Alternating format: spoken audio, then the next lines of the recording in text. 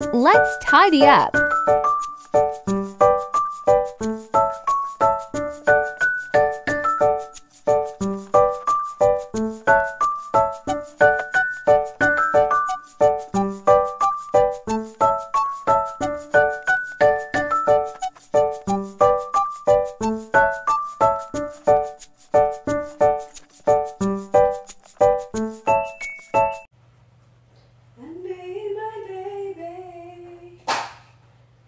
Napaka-productive ko ngayon, guys. Ang dami kong ginawa. Ayan, ibuhos na natin yung fruits natin. At lalagyan natin ng yogurt. So, as usual, yogurt and fruit na naman tayo ngayon.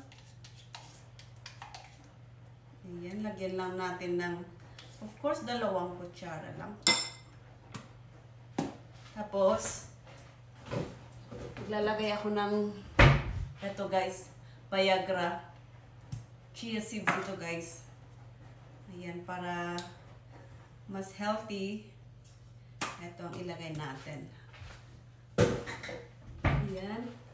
At, kasi luma na ang mekos-mekos, kurawin ng kurawin. Guys, gawa tayo ng kape.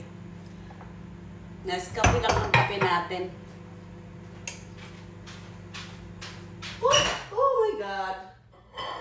Malapit nang mag-overflow. Ayan, gatas guys, oh. Nilagay ko sa microwave. Ito. Para maiba ang kape natin, Nescafe na lang tayo muna. Ayan, konting konting tubig para ma-dissolve lang yung kape. Tapos, ilalagay natin yung milk.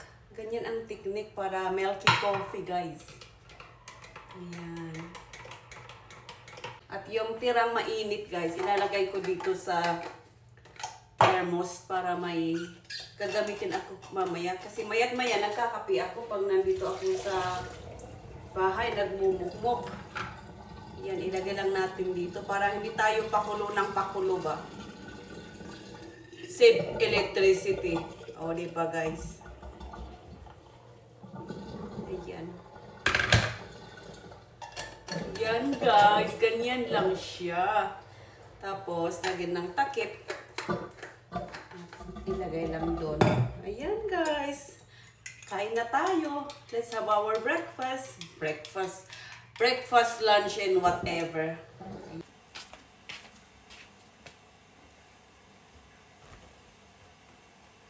Ayan guys, dito tayo mag-breakfast kasi pagod ako. Ang dami kong ginawa ngayong araw na to.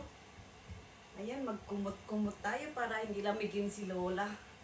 At ayan guys, hindi ko na masyadong ipapakita ang pagsubo ko kasi makikita ninyo naman ang malaki kong subo. So, ayan lang guys. Thank you so much for watching and God bless everyone.